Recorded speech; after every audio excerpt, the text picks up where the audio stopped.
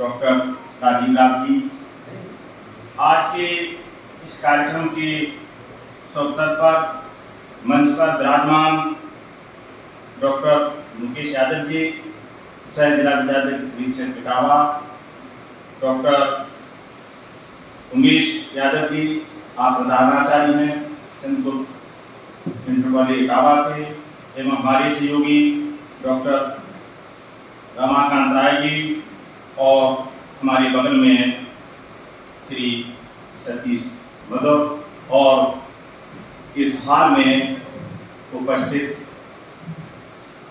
पलवन संस्था के महासचिव रौनक पिटावी जी और कोषाध्यक्ष अनुराग मिश्र अस्था और हमारे सामने उपस्थित सभी विद्वान प्राध्यापक एवं प्राध्यापिकाएं। चूँकि मैं समझता हूँ जब अध्यक्ष का नाम बोलने का नंबर आता है तो मैं समझता हूँ काफ़ी देर हो जाती है। मेरा ये प्रोग्राम लगभग 2 घंटे लगातार आप लोग बार बार कोई बात सुने तो थोड़ा आप लोगों में थोड़ी निष्ठा भी हो जाती है श्रोताओं में, और क्योंकि मुझे ऐसी जिम्मेदारी दी गई है तो मैं उसका भी दायित्व करूँगा। और आपको बहुत ज़्यादा चिंतित ना हो, मैं अपनी बात की बरसात भी हो रही है, आप जा भी नहीं पाएंगे, मैं भी इसलिए रह गया नहीं हो रही क्या? तो इसकी मजबूरी में आपको बैठना पड़ेगा। देखिए, डॉक्टर राजीव लाल से मेरी पहली मुलाकात 30 मार्च 2022 को हुई थी। उस समय हमने इटावा के संदर्भ में इटावा जनपद का जो इटावा सांस्कृतिक संबंधों की न्यायपूर्ण मूल्यांकन के विविध आयाम इटावा के विषय पर हमने एक सेमिनार किया था, और वो उसमें डॉक्टर कुश चतुर्वेदी और इटावा के बारे में हमने बहुत चीज़ें जो आप लोग यहाँ रहने पर भी नहीं मालूम थी, पश्चिम के बारे में बहुत ज़्यादा किया था। के आशिक जिन्होंने एक बार इंटरनेशनल फिल्म मुगले आजम बनाई, उसके बारे में हमने अध्ययन किया था, के आशिक के बारे में। आपने देखा होगा अभी हमने 3-4 सितंबर को ये छठा के आशिक चंबल इंटरनेशनल फेस्टिवल हमने अभी 2 दिन किया था, वो भी हमारे बहुत बड़ी इवेंट थी। इसी संदर्भ में डॉक्टर राजीव राज ने हमसे कहा कि ऐसे हम ये प्रोग्राम करना चाहते हैं, तो हमने कहा ये तो अच्छी बात है, मेरा इसमें क्या जाएगा, मैं भी आपके विचारों से हो जाऊंगा। मैं समझता हूँ कि आज की संगोष्ठी मैं समझता हूँ बहुत अच्छी दिशा में गई है। आप लोगों ने जिस तरह से धैर्य के साथ सभी बात सुनी है, तो मैं समझता हूँ कि हमारा जो पलवन का होता विस्तार करना या जो विकास करना, तो मैं समझता हूँ कि आप लोग इसका अपने छात्रों को और जो आपके बच्चे हैं उनको सबको आप बल का प्रसाद आप जरूर उनको देंगे। आकर के मैं बात संवेदना की आई थी, मैं 2-3 चीज़ें यहाँ पर बहुत गंभीरता से कहना चाहता हूँ कि एक बार कैल्विन कार्टन में संवेदना वाली बात आई थी, तो ये विश्व को बहुत वैश्विक घटना है। तो कैल्विन जो कार्टन थे वो दक्षिण अफ्रीका के बहुत बड़े कार्टूनिस्ट फोटोग्राफर थे। वो सूडान में गए और वहाँ अकाल पड़ा था, एक छोटी सी बच्ची वो भूख से मर रही थी, तो गिद्ध उसका इंतजार कर रहा था जब ये मरे तब मैं इसको खाऊं। लेकिन ऐसा दृश्य था, वो जो छोटी लड़की 2-3 साल की थी, उसके शरीर पर मांस का केवल उसका पिंजरा मात्र रह गया था, मांस बिल्कुल भी नहीं रह गया था। और जब कार्टन ने उस खूबसूरत दृश्य को अपने कैमरे में कैद किया और कैद करके अब चले आए, और पूरा जो विश्व में उन्होंने ये 1998 की घटना है, तो जब उन्होंने ये अमेरिका के अखबारों में छपी गई तो उनको अमेरिका का बहुत बड़ा सम्मान पुलित्जर सम्मान से सम्मानित किया गया। और सम्मान जब इतना बड़ा सम्मान मिले तो उसके बारे में बहुत चर्चा हुई। तो टीवी डिबेट में होते समय बोले कि ये जो कैल्विन कार्टन है तो उसके बारे में बहुत अच्छाई बता रही थी, बहुत बुराई बता रही थी। तो एक व्यक्ति ने उनसे जवाब दिया कि उस दिन 2 व्यक्ति थे, एक तो वो कहते था जो कि मांस खाने की कोई वो साबित प्रवृत्ति है तो मांस यदि खाता है, लेकिन दूसरा एक कहते था जिसके हाथ में कैमरा था। ये बात समझना कि हम बोलते जा रहे हैं। तो बोले कि आपको, तो उसने एक पत्रकार ने कहा कि आपको क्या करना चाहिए थे? बोले आपको यही करना चाहिए थे, उस लड़की को ले जाकर के आप हवाई जहाज फ्रांस गए थे, करोड़ों डॉलर आपने खर्च किया, आप ले जाकर के उसको हॉस्पिटल भर्ती करते।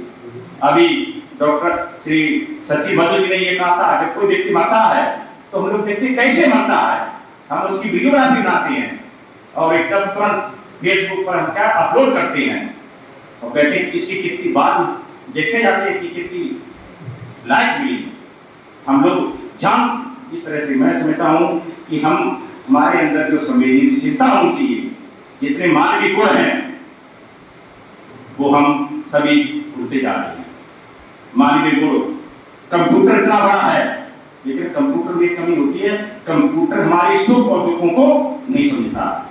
तो अगर मानव के अंदर संवेदनशीलता निकल गई तो मैं समझता हूँ वो मानव नहीं, वो समझिए एक दानव है या वो मानव रूप में भेड़िया है। हम इसलिए जिंदा हैं कि हमें संवेदनशीलता है, ये समझिए। और ये संवेदनशीलता ये इसलिए हुई है, आजकल हम लोग उसमें चले जाते हैं कि हमारी लोग प्रक्रिया क्या है, छोटी छोटी बातों में हम आजकल मैं देखा हमारे बच्चे बहुत छोटे छोटे बच्चे हैं, वो अधिकतर कंप्यूटर को मोबाइल में लगे रहते हैं 24 घंटे मोबाइल में। मैं आपको बता दूं 3 घंटे से अगर ज्यादा आपका मोबाइल बच्चा चला रहा है तो बच्चे की सतत रूप से IQ डाउन होती जा रही है, उसकी जो हमारी बुद्धि क्षमता होती है या इंटेलिजेंस होती है उसकी बुद्धिमत्ता धीरे धीरे गिरती जा रही है। दूसरी चीज मोबाइल का सब इसके सदुपयोग है, सब कुछ है इसमें, लेकिन इसका एक बहुत बड़ा दुरुपयोग ये है कि स्वामी विवेकानंद ने कहा था कि अगर हमको किसी चीज में मानव शक्तियों, कोई व्यक्ति जीवन में ऐसा कोई व्यक्ति नहीं है अगर एक लक्ष्य प्राप्त कर ले तो उस लक्ष्य को अगर लक्ष्य बना ले तो हमारे पास इतनी शक्तियां हैं कि उस लक्ष्य को प्राप्त कर सकते हैं। लेकिन उसके लिए केवल एक चीज चाहिए, जिस प्रकार से सूर्य की किरणें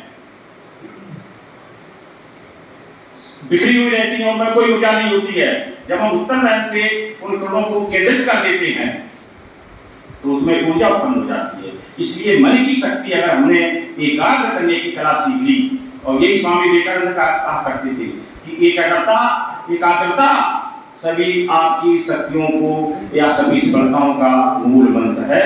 आप अपनी, स्वामी विवेकानंद के पास एकाग्र करने की इतनी शक्ति थी, उन्होंने अपनी इच्छा से मृत्यु का त्याग किया। ये सब बताने की चीज नहीं है, लेकिन मैं आपको बता दूं। दूसरी चीज ये है कि बार बार बात आती है हमारे प्रलोभन के संबंध में, कर्ता और सच्ची हो चुकी है, लेकिन बच्चों के संबंध में एक चीज और याद रखिएगा, संवेदन होनी चाहिए। और मैं एक आपको बहुत पुरानी बात बताना चाहता हूँ, अभी डॉक्टर उमेश ने भी कहा था, ये इनको भी संगत कारण चल गया है। अब ये बता कहने देते, कदली सीप भुजे का मुख और स्वांत एक गुण तीन, और जैसी संकट बैठिए तैसे ही फल दीजिए। देखिए आपने देखा होगा वर्षा की बूंद एक ही होती है, ये तो कदली तो केले में गिरती जाकर के तो वो कपूर बन जाती है, और अगर वो सीप में जाती है तो मोती बन जाती है। अगर वही बूंद अगर सांप के मुख में अगर गिर जाए तो वो जहर बन जाती है। तो मेरे मतलब है कि जो छोटे बच्चे होते हैं उन पर संगति का बहुत अधिक प्रभाव होता है, इसलिए हम अच्छी संगति बच्चों को दें। और मैं आप लोगों से विद्वान, हमारे समाज में जैसे मैं हूँ तो हमारे सामने हमको आइडियल माना जाता है। आइडियल इसलिए माना जाता है कि आप और जैसे कोई बाबू नहीं है, ना कोई बिजनेसमैन है, ना कोई आप वकील हैं, आप शिक्षक को कहा जाता है बच्चों के भविष्य का निर्माता है। अब जब भविष्य के निर्माता है तो आप समाज से अलग हट करके हैं, ये समझ लीजिए। आप अगर समाज के साथ में आपके बगल वाला कोई व्यक्ति है, करोड़ों की कोठी ले लिया है, आप उसको देख करके जलते हैं, बिल्कुल इसको आप उसको मनोभाव से निकाल दीजिए कि हमें उससे कोई मतलब नहीं है। हमें जो काम दिया है कि हमारे लिए बच्चों के हम भविष्य के निर्माता हैं, और बच्चों से ही हमारा राष्ट्र बनता है, तो राष्ट्र के निर्माता तो हम ही हैं, लेकिन देश के नेताओं से भी कोई अपेक्षा नहीं है। वो तो केवल किसमें देखता है, आप जानते होंगे सब चीजों के लिए। नेताओं के बारे में कोई ना कह देगा तो समस्या हो जाएगी, इसलिए मैं नेताओं के बारे में बहुत नहीं जानता। आप कैसे अलग हैं, इसको आप थोड़ा गंभीरता से विचार करिएगा। आप इसलिए अलग हैं कि कबीर ने, साथ की बहुत बात हो चुकी है, तो कबीर ने बताया कि गुरु की महिमा आनंद, आनंद किया उपहार। और ये बोलिए गुरु गोविंद, तो गुरु को भगवान से ऊंचा दर्जा दिया गया है। इस चीज को आप अवलोकन करिएगा। इतना बड़ा दर्जा होकर के फिर हम, आपका बिहार कैसा है, आपका कच्छम कैसा चीज है, आप उसकी चीज को, वो मैं उसके बाद में डिस्कस करूंगा। और एक चीज और भी कहती है, गुरु की महिमा। कबीरदास जी कहते थे कि जिसने गुरु नहीं बनाया उसको निवड़ा कहा करते थे, मतलब एक अभागा व्यक्ति है। और उन्होंने गुरु की महिमा अगर आप पढ़े, और ये वास्तव में गुरु की महिमा, ऐसा नहीं है। और उन्होंने बहुत अच्छा दुआ लिखा है, सब धरती कागज करूं और लेखनी सब बन रहा है, और सात समुद्र की मस करूं गुरु गुण लिखा जाए। आपके गुरु को कौन ले सकता है? इन नेताओं में देश के विषय मैं समझता हूँ कि शिक्षक का पद सबसे सम्मानित रहता है। अमेरिका में प्राइमरी टीचर को सबसे ज्यादा तनख्वाह मिलती है, ये भी समझ लो। अपने यहाँ में अभी यहाँ दोनों डीआईओ साहब और ये जो और शिक्षक का जो कार्य है वो डंडे से नहीं करा सकते, ये भी समझ लीजिए। और छात्र को भी आप होकर के पहले बहुत लोगों को लोग पढ़ाई करते थे, सरकार से प्रयत्न कर दिया। आप डंडे के बल पर भी छात्र को किसी प्रकार से नहीं पढ़ा सकते, ये नोट कर लीजिए, ये चीज है। आपका काम क्या है? आपका काम क्या है कि हर विद्यार्थी में, हर स्टूडेंट में एक छिपी हुई प्रतिभा होती है। ये मानते नहीं मानते? तो कोई प्रतिभा को आप पहचान लीजिए, और प्रतिभा के साथ में अगर आपने एक चीज और अगर जोड़ ली तो उस बच्चे की साइकोलॉजी क्या है, आप उसकी मनोवैज्ञानिक अवधारणा समझ गए, तो समझ लीजिए आपने उस बच्चे को एक अच्छी रास्ता दिखा सकते हैं। विश्व की बहुत सी बड़ी बड़ी समस्याएं सॉल्व करती हैं। आप चंद्रमा पर जाने के लिए जा चुके हैं, आप न्यूटन का सिद्धांत जानते हैं, बड़ी बड़ी आपने वैसे सवाल कर लिए।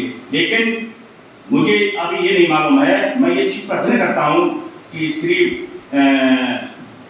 मुकेश यादव जी के मन में अभी क्या, इनके मन में क्या मस्तिष्क है, दूसरे के मन के भावों को आप कभी न जान पाएंगे, नहीं समझ पाएंगे। और बहुत स्वाभाविक उदाहरण दिया जाता है, आदमी बसे और सोना कैसे। आप किसी को एकदम देखिए, साल उसके साथ रहिए, तब भी कभी आपके साथ वो धोखा कर ही जाएगा। तो ये बात है, जो ये चीजें तो मानव को सुनना।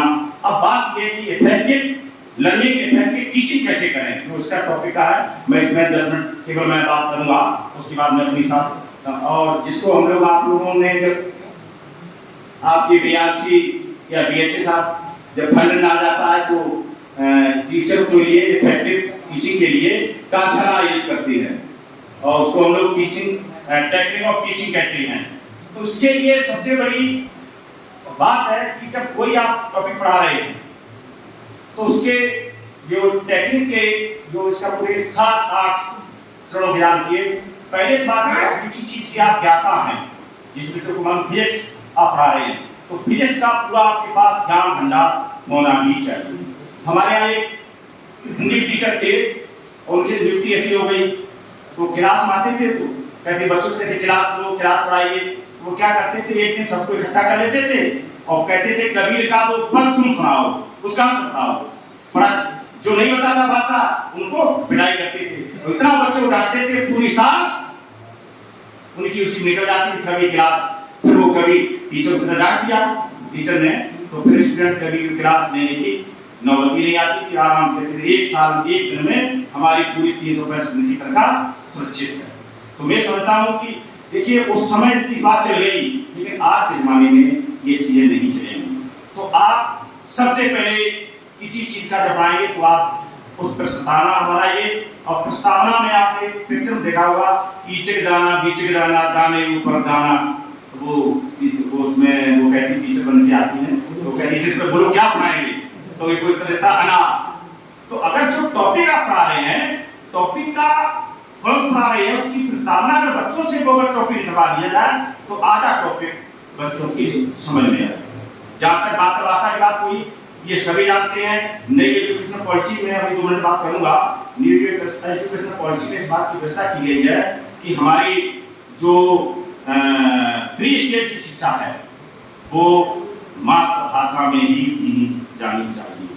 क्यों? जो हमारे हृदय में जो भाषा बसी हुई है और मस्तिष्क में, तो दोनों के बीच में बच्चा घुस जाता है। और दूसरी भाषा में उसको शिक्षा देने से बच्चे की प्रतिभा कुंठित हो जाती है, ये समझिए। हाँ, 5 साल तक आप मातृभाषा 5 साल का जब बच्चा पहुंचेगा तब तक वो 11 साल हो जाएगा।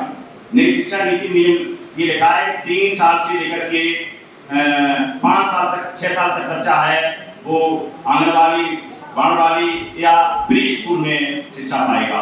उसके बाद जब 6 साल का बच्चा आ जाएगा तो कक्षा 1 और कक्षा 2 तक उसको कोई परीक्षा नहीं देनी है, बस केवल उसके बाद जब छात्र लगभग 11 साल का हो जाएगा तब उसको आप 5+3+3+4 इस प्रकार से जो हमारी शिक्षा नीति है वो भी ये कहती है। तो उसके बाद अब हमने जो चीज पढ़ा रहे हैं, जैसे उदाहरण के लिए हमने गुरुत्वाकर्षण के नियम पढ़ा रहे हैं, तो छात्रों को आप समझाइए, 2 छात्रों को आप गेंद दे दीजिए, उनको प्रयोग करिए, जब ऊपर फेंकी तो नीचे ही क्यों आ गई, क्यों आ रही है, उनसे पूछिए। इसका मतलब पृथ्वी में कोई आकर्षण शक्ति है, इसी को हम गुरुत्वाकर्षण कहते हैं। ये हमारी प्रस्तावना हो गई, लेसन पाठ तैयार करिए। फिर बाद में दूसरा जो पॉइंट आता है कि व्याख्यान देना। व्याख्यान देने का मतलब है किसी चीज को हम लोग शुरू करते हैं तो उसके बारे में पूरा हमको एक लेक्चर सब्मिट में देना चाहिए।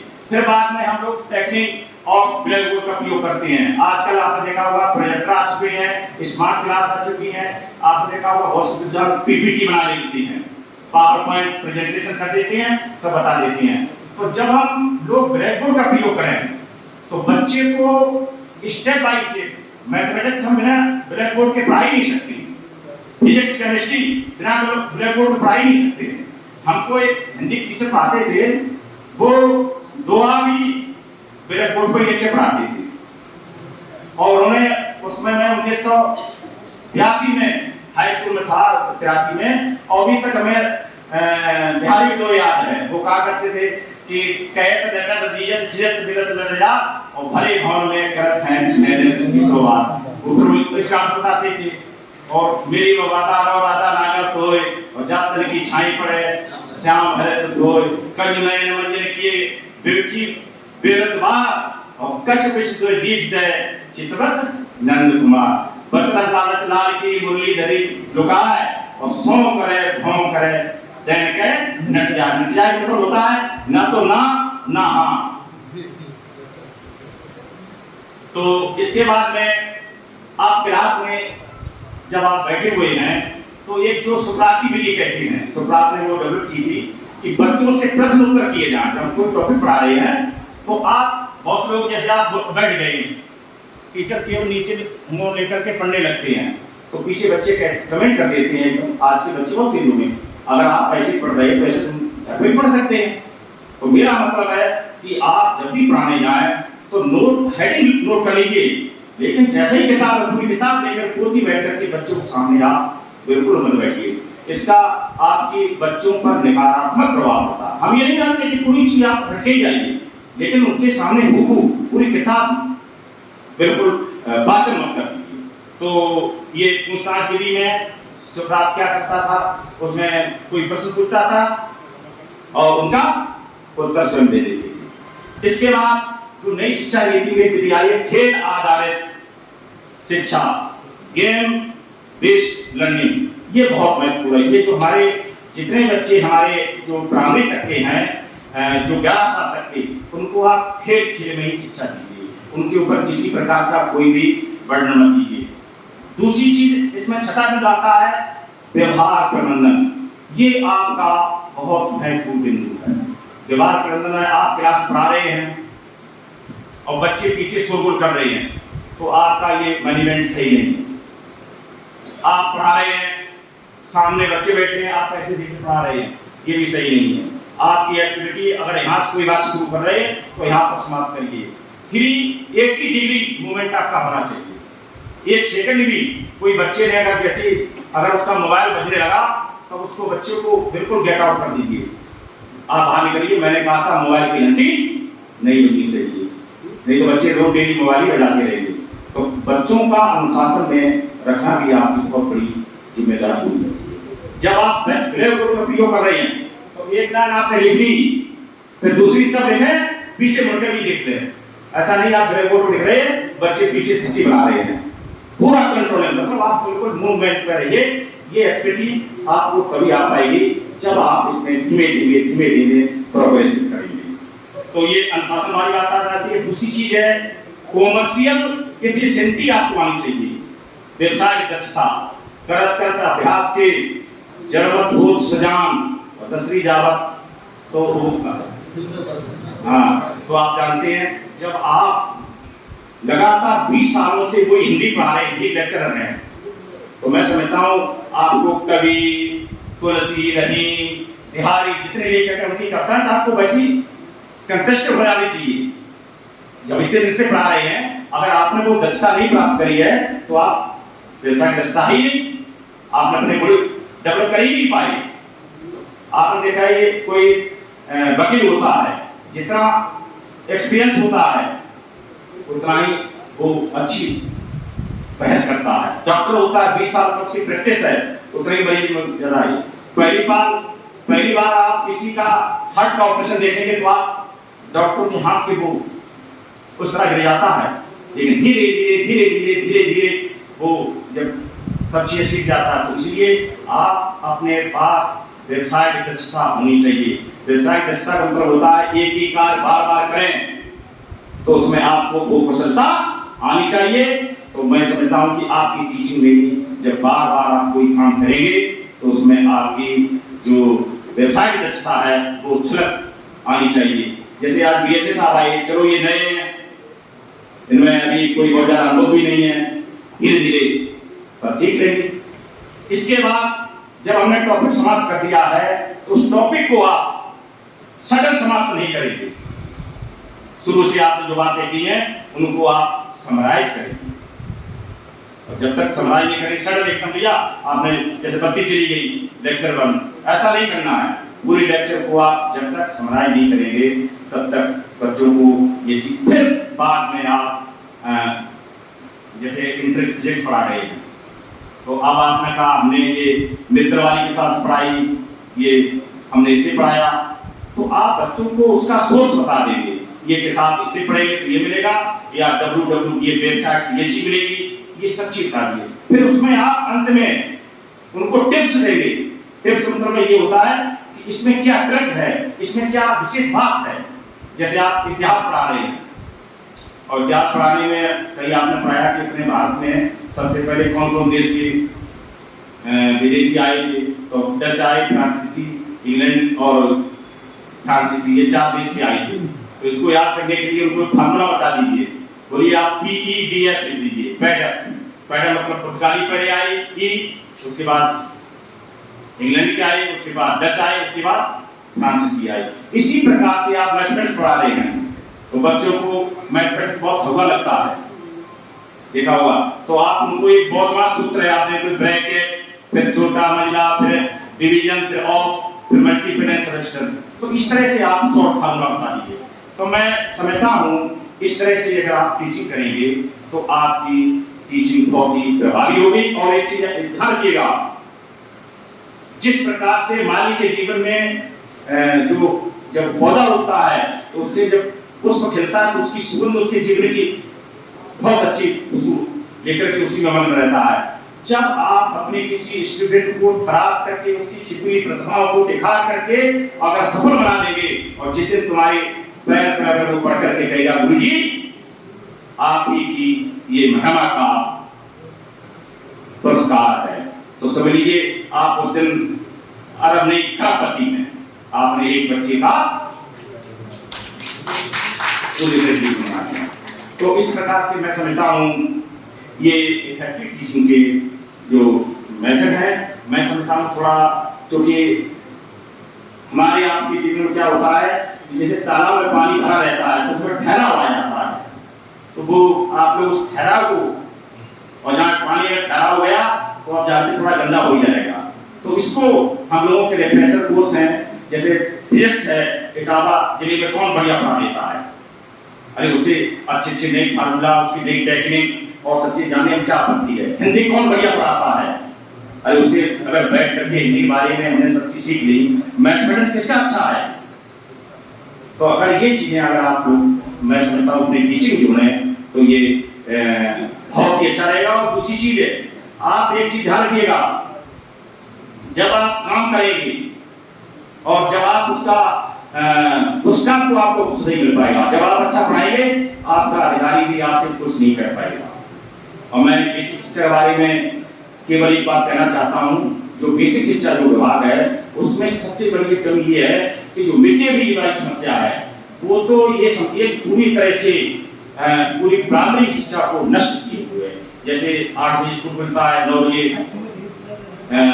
बीएचए साहब कहते हैं क्या कर रहे हैं, तो टीचर कहते साहब मिड डे मील की तैयारी कर रहे हैं। 10 बजे अरे साहब वो मिड डे मील वाला स्टूडेंट निकल गए थे, अब दूसरा व्यवस्था कर रहे हैं। अच्छा ठीक, अब 11 बजे अब मिड डे मील बनवा रहे हैं, 12 बजे को अब क्या करें, मिड डे मील बन गया, बच्चों को खिला रहे हैं। अब अरे साहब बर्तन कम थे, आधे बच्चों को खिला दिया, अब 1 बजे दूसरी शिफ्ट में बच्चों को खिलाएंगे। अब 2 बजे अरे साहब कुछ नहीं, बर्तन धुलवा दें और आगे का मेनू देख रहे हैं।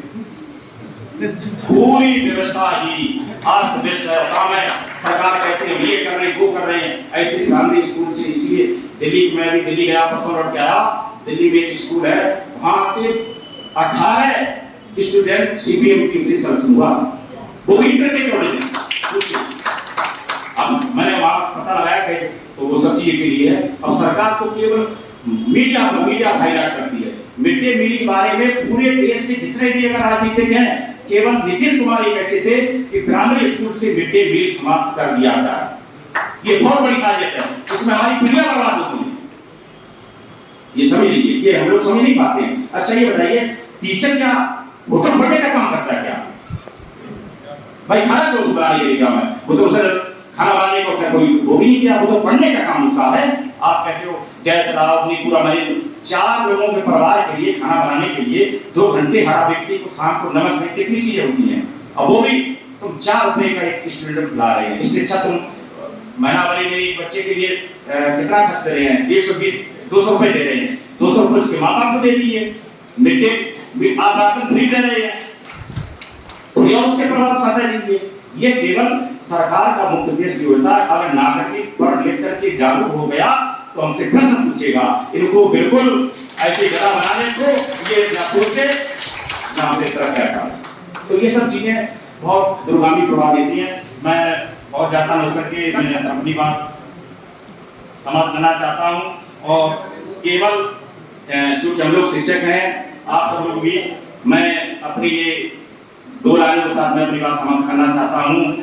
कर्तव्यों का बोध कराती अधिकारों का ज्ञान, कर्तव्यों का बोध कराती अधिकारों का ज्ञान, और शिक्षा से ही मिल सकता है सर्वोपरि सम्मान, सर्वोपरि सम्मान। बुद्धिहीन को बुद्धि देती और अज्ञानी को ज्ञान, और शिक्षा से ही बन सकता है भारत देश महान, भारत। और इसी साथ में अपनी बात समाप्त करता हूँ। डॉक्टर राजीव राव जी ने जो मुझे यहाँ पर बोलने का समय दिया, आपने मुझे बहुत ही सहभाव से, बहुत ही बिल्कुल साइलेंट होकर के सुना। मैं आपका भी बहुत बहुत आभार व्यक्त करता हूँ। दूसरी चीज मैं एक चीज, 2-3 चीज मैं और बताना चाहता हूँ, राजनीतिक समय ज़्यादा नहीं हो गया है। देखिए, मैं 30-35 साल इलाहाबाद रहा हूँ और मैं मध्य प्रदेश में पीछे से सिलेक्टेड ऑफिसर आकर के फिर मैं उस शिक्षा में आया हूँ। और अभी डीआईओ साहब कह रहे थे कि इनका विषय फिजिक्स है। मैं एक बार उनके पास गया तो उनसे मैंने मैथ बात की, तो एक मीटिंग का ये मैथमेटिक्स मैंने सीखी हुए हैं। एक बार मैंने उनसे ज्योग्राफी बात की तो वो इस तरह से कहते रहते, उन्हें ये नहीं मालूम हम किसमें पीजी हैं, लेकिन ये जरूर पीजी हैं, ये आपको बता दें। और मेरा 7-8 विषय में बहुत विषय तत्व है जो मैंने आपको हिंदी, ज्योग्राफी, पॉलिटिकल साइंस, जितने हमारे विषय होते हैं, मैथमेटिक्स, स्टैटिस्टिक्स से लेकर के, वैसे मेरा जो विषय है इलाहाबाद यूनिवर्सिटी से मैंने इकोनॉमिक्स में टॉप भी किया है और मैं मैथमेटिक्स स्टैटिस्टिक्स एक सांख्यिकी विषय होता है, मैं उसका स्टूडेंट रहा हूँ। दूसरी चीज मैं आपको सभी लोगों को ये बताना चाहता हूँ कि मैंने अपने कॉलेज में, हमने ये राजीव राज से भी बताया है कि हमने अपने कॉलेज में सिविल सेवा अध्ययन पीठ की स्थापना की है। और मैं जो भी इलाहाबाद का कोई छात्र या कोई भी स्टूडेंट अगर आईएएस की तैयारी करना चाहे तो हम उसको एक सेट सामान्य ज्ञान का इसी हॉल में लगवा करके, हम इसमें अभी 8-9 लाख रुपए के हमारे यहाँ इसमें स्मार्ट क्लास लगा रहे हैं, तो हम उसको सभी व्यवस्था देंगे कि आप ये ऐसे पढ़िए, ये करिए। पढ़ना उनको है, हम उनको ये गाइडेंस बता देंगे आपको क्या पढ़ना क्या नहीं पढ़ना। तो ये चूंकि इलाहाबाद में मैं रहा हूँ, मैंने मध्य प्रदेश, राजस्थान, उत्तर प्रदेश, बिहार 4 स्टेट की मैंने परीक्षा क्वालिफाई की है। मैं सबका मुझे अनुभव है। हमारे यहाँ डॉक्टर रमाकांत जो राय है वो भी इलाहाबाद यूनिवर्सिटी के प्रोडक्ट है, उन्होंने वहीं से पीएचडी की है और आपके अंडर में 2 छात्र पीएचडी कर रहे हैं जिनको 38,000 की जियारत मिल रही है।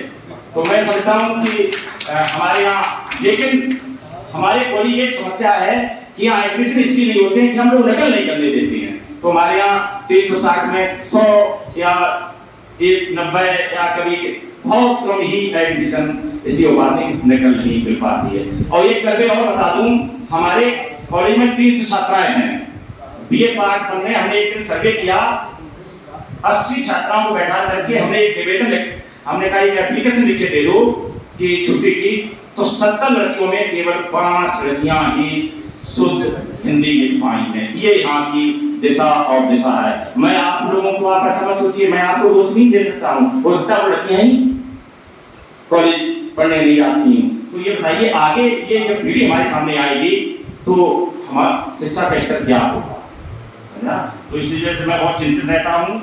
और इसी साथ आप सभी को बहुत बहुत धन्यवाद। जय हिंद, जय भारत।